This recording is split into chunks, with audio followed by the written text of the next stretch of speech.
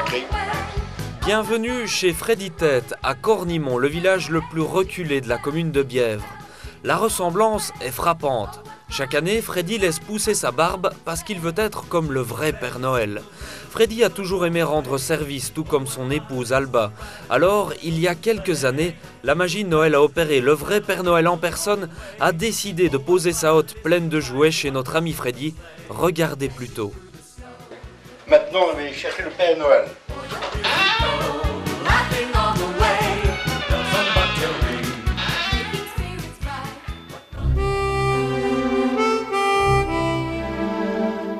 Grand Père Noël, assire-toi, je vous présente mon grand ami. Alors, Père Noël, c'est quelqu'un que vous admirez particulièrement? Oui, très bien, c'est pour ça que je laisse pousser ma barbe. Ah, vous aimez de lui ressembler? Oui, oui. C'est assez particulier, ça. Oui. Parce qu'il fait plaisir aux petits-enfants, alors je trouve que c'est gai.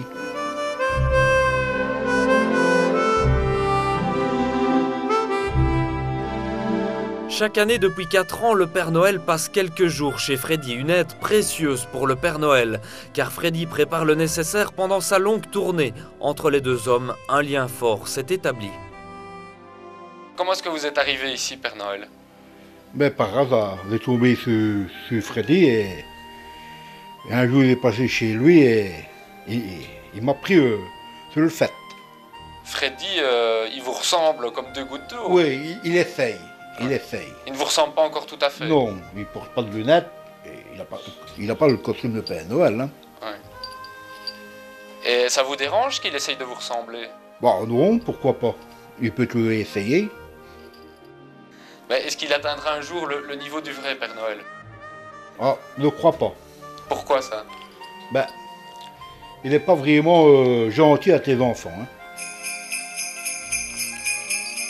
C'est l'heure maintenant de la tournée. Aujourd'hui, nous suivrons quelques instants privilégiés de la rencontre de Père Noël avec plusieurs habitants. Ce n'est pas une tournée générale, quoique. Vous connaissez ses goûts, il aime bien le vin rouge. Ah oui, ça, oui, oui, oui. Il est porté pour le vin, oui, oui, oui. C'est pour ça qu'il a toujours de belles couleurs. Hein. Un petit verre de vin rouge, c'est très bon pour la santé.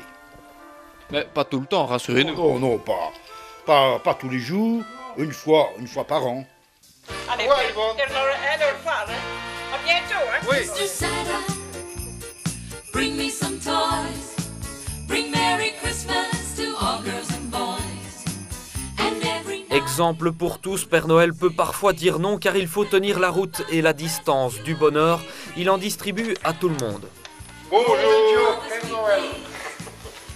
Avec la télévision. Ah oui. Ah, voilà votre cadeau. C'est vraiment le vrai Père Noël, celui des cartes postales. Alors qu'est-ce qu'il apporte dans le village? Ah ben c'est un folklore, hein. Je crois que chaque année on l'attend, on attend sa visite. Hein. Et je suis sûr que les enfants ils sont vraiment contents de le voir. Hein. Please don't get sick. Put on your coat when breezes are blowing. And when you cross the street, look where you're going. Il est sympa, il est beau, il est vraiment... C'est notre Père Noël de Cornimont. On dirait qu'il vient en direct de Laponie. Et donc... Et voilà, c'est un monsieur vraiment extraordinaire et je ne sais pas quand il va reprendre l'avion pour retourner chez lui, hein. Ça on se pose la question. Et il en restait encore un qui n'avait reçu aucun cadeau, moi. Alors Père Noël, vous allez m'apporter quoi comme cadeau? Un micro sans fil. Oh bah ça c'est sympa. Père Noël, vous restez toujours fidèle à vous-même, toujours imprévisible, voilà pourquoi vous êtes unique. Freddy n'est qu'un reflet de votre générosité.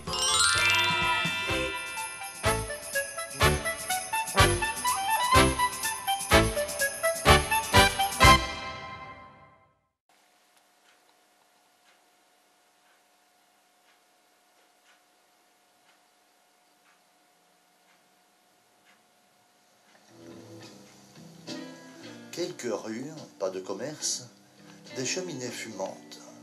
Nous sommes dans un petit village loin, très loin dans les Ardennes. Mais nous ne vous dirons pas son nom, L'histoire que nous allons raconter est un grand secret. Il s'agit d'un secret bien gardé dans cette maison, un secret entre l'occupant des lieux et le Père Noël. Regardez bien par cette fenêtre, Freddy dort. Il ne vous fait penser à personne? Moi, oui en tout cas. Alors j'ai demandé au Père Noël de nous raconter son histoire. La voici. Il y a quelques années, je suis venu parler à Freddy. J'ai sonné à sa porte. Il paraissait surpris, mais il m'a invité à entrer. Nous avons bu une tasse de café et je lui dis « Vous me ressemblez très fort, Freddy. C'est pour ça que j'ai pensé à vous. Voulez-vous m'aider et faire les tournées des sapins dans la région? Avouez que ce serait une bonne occupation pour vos vieux jours. » Et il a accepté. Alors je lui ai remis 3 clés magiques en lui demandant d'en prendre grand soin et de les garder toujours sur lui. La première, c'est la clé de l'habillement. Grâce à elle, Freddy est prêt en un éclair. La deuxième clé, c'est celle de la discrétion. En l'actionnant d'une certaine manière, il peut apparaître dans la rue sans se faire remarquer. Et depuis, tous les ans, à cette époque, Freddy, enfin le Père Noël, vient de chez nous, rend visite aux habitants du village. Bien sûr, cela fait la joie des enfants.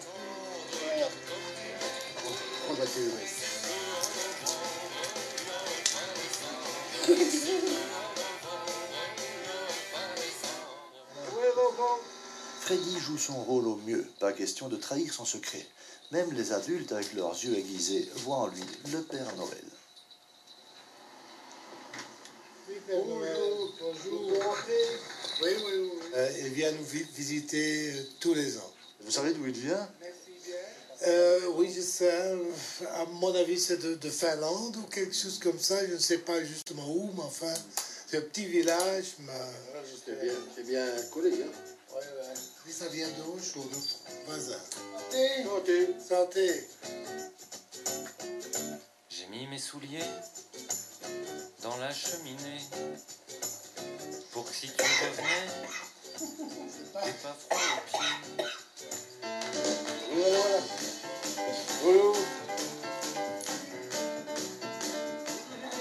Père Noël. Ça va, Rémi. Merci. Depuis que le Père Noël a étendu ses activités, ses parcours, on est heureux de le revoir. Vous l'avez déjà vu aller chez Freddy? Non. C'est bizarre, hein? Non, c'est pas. Non, hein.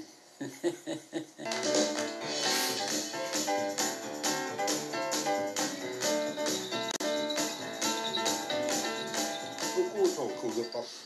Un seul réveillon, c'est 5 fois. Mais 5 maisons, c'est une petite goutte. Et c'est lourd à la fin. Dernière étape, plus de petites gouttes cette fois, mais un cadeau de circonstance. Mettre dans votre petite cage. Freddy a fini sa tournée, mais le Père Noël nous avait parlé de 3 clés magiques. Jusqu'ici, on n'en a vu que 2. Voici la fin de l'histoire. La troisième clé, celle-là, il ne pourra s'en servir que lorsqu'il aura reçu mon signal. Ce jour-là, il la frottera sur la manche de son manteau et il viendra dans mon royaume pour me remplacer quand je serai trop fatigué.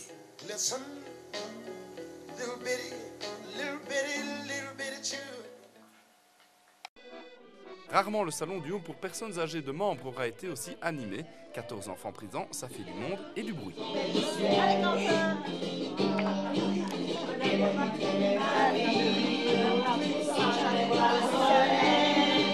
Les élèves de l'école communale de Oisy sont venus faire un petit coucou aux pensionnaires à l'approche des fêtes de fin d'année. On chante, on danse, un spectacle. Un spectacle pour qui? Pour les personnes âgées. Ouais. Et ça vous fait plaisir de faire un spectacle comme ça? Oui. Et comme ça, ils seront beaucoup plus heureux. Et tout. Plus contents. Vous pensez que parfois ils sont tristes? Oui, parce qu'ils ne reçoivent pas beaucoup de visites, c'est rare. Il y en a des éveillés. Oui. Vous êtes éveillés aussi? Oui. Toujours, moi. Ça vous fait plaisir que des petits-enfants viennent vous chanter quelques chansons? Urbain. Une petite réaction par rapport à cette matinée avec les enfants? C'est très bien, monsieur. C'est gentil. Merci beaucoup, monsieur. C'est bien dommage qu'ils n'ont pas en profité plutôt que de matin. Pourquoi? Ce serait mieux après-midi? Mais ça serait bien pour m'aider. On serait libre pour m'aider. Seulement voilà, cette petite visite c'était mercredi et mercredi après-midi c'est congé. Quoi qu'il en soit, ce genre d'activité est mis sur pied bien trop rarement au goût des résidents du Home. Ça n'arrive pas souvent. Là. Une fois par an? Oh ben je ne sais pas, pas longtemps que j'y suis. Oui. Alors je ne sais pas, mais ça va bien. On est très contents, monsieur. Ça fait plaisir à tout le monde? Oui, je crois. Moi ça me fait plaisir, ma foi. Hein. Une telle animation, cela ne s'improvise pas, répétition, bricolage des petits cadeaux, tout a été orchestré de main de maître, ou plutôt de main de maîtresse, par Madame Marie-Madeleine. J'ai déjà fait l'expérience une fois ou deux pour le Home de Bièvre et j'avais l'intention de changer un petit peu de coin et de venir ici sur la commune de Vresse. Parce que je connaissais entre autres plusieurs résidents du Home. Alors ça demande beaucoup de préparation avec les enfants, beaucoup de répétitions? Oh, moyennement, quelques-unes, quoi. Mais enfin, les bricolages, le tout, oui, quand même un petit peu, quoi. Avec le soutien donc du professeur de langue, Dominique Lejeune, et puis quelques taxis et les enfants, la bonne volonté des enfants, bon, on arrive à tout, quoi. Une telle matinée ne serait évidemment pas une réussite sans la présence du Père Noël, le vrai de vrai, le Père Noël de Cornimont. C'est bien pour les petits vieux, hein. Ah, ça c'est bien. Et les enfants, ils font très bien. Voilà. Et vous, un home, ça ne vous intéresse pas? Aller dans un home, moi-même, non. Non, non, non. Pas besoin? Non, non, non. Il y a beaucoup de travail.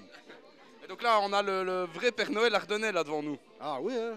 Il passe partout, hein. Allez, les prochaines étapes, c'est où, c'est quand? Ah ben, je vais y attendre à l'école de Grète. Et après à Bièvre, la commune. Après, je vais à Bouillon, dans un internat des petits-enfants abandonnés. À bientôt Cornimont, le village. Oui, le village. Ça, c'est le 24. À minuit. Hein. De l'entité de Bièvre, à tel point que parfois on a même un peu l'impression d'être à Vresse ici. Nous sommes avec Laurent Dozimon, notre journaliste relais pour Bièvre. Laurent, Bièvre est une des dernières communes sur lesquelles ma télé est arrivée, à tel point que parfois on a un peu l'impression qu'on n'est pas encore toujours bien connu ici.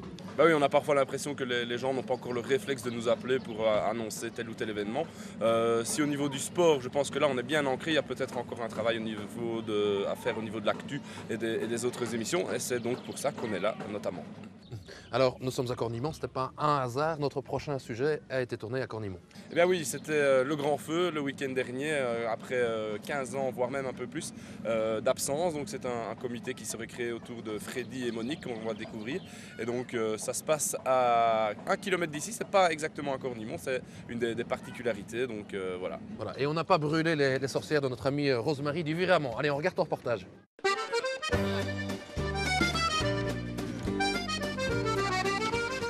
Eh oui. Qu'est-ce qu'il faut pas en payer? Bah oui.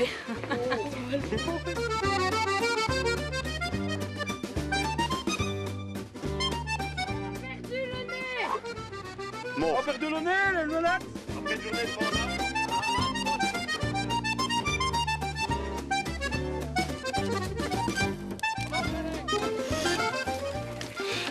allez, le pantalon baptisé, génial. Impeccable. Qui a eu l'idée de faire renaître le grand feu? Monique et moi. On a essayé de remonter tout ensemble pour changer un petit peu. Bon, on n'a pas de fête à Cornimont, on n'a rien. Alors, il faut faire bouger un petit peu les gens. Pour nous, c'est une façon de créer du lien social, de grouper les gens du village autour d'une même activité, d'un but commun et de créer une bonne ambiance dans le village. Plus de 15 ans après le grand feu de Cornimont renaît de ses cendres et avec lui le comité des fêtes. Cornimont, c'est un tout petit village de 50 habitants de l'entité de Bièvre, situé à moins de 20 km de Bouillon. Alors Cornimont, vous le savez peut-être, c'est le village des sorcières, mais ce ne sont pas elles qu'on brûle lors du grand feu, mais bien ce bonhomme. Eh bien c'est le malin, guillemets le diable, hein, le mauvais, et c'est pour ça qu'on brûle le mauvais. Aujourd'hui, jour du grand feu. Le jour du grand feu, à 20h. Parce qu'on ne peut pas brûler les sorcières, parce que les sorcières dans Cornimont sont gentils. Alors on ne peut pas les brûler. Hein. Particularité du grand feu de Cornimont, il n'a pas lieu à Cornimont, mais bien à un bon kilomètre de là sur la route de Vivy. Vivy, un petit village de l'entité de Bouillon. Et pour l'anecdote, le malin est transporté dans une cage du village au grand feu par 4 moines et une bonne sœur. Une cinquantaine de personnes se sont réunies autour du bûcher, la preuve du dynamisme du comité envers ses habitants.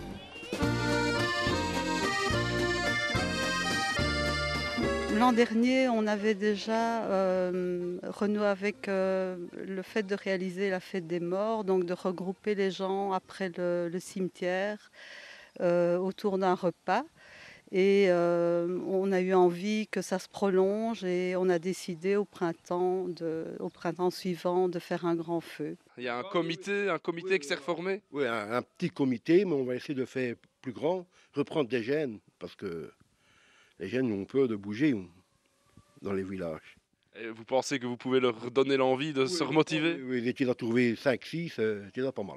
Freddy et Monique sont à la base du nouveau comité, pourtant Freddy est originaire de la région de Charleroi et n'habite dans les Ardennes namuroises que depuis 10 ans.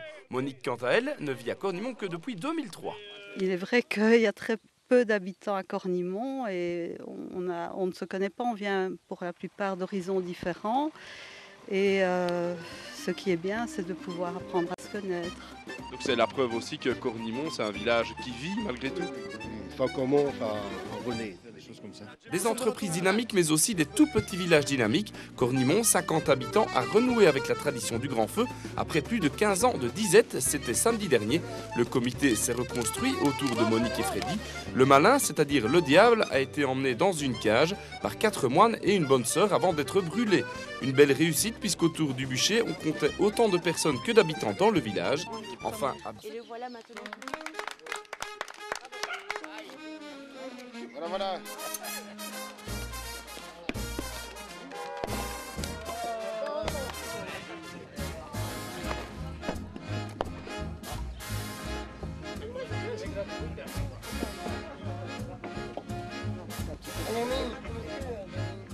C'est bon, tout ça c'est blanche, bon.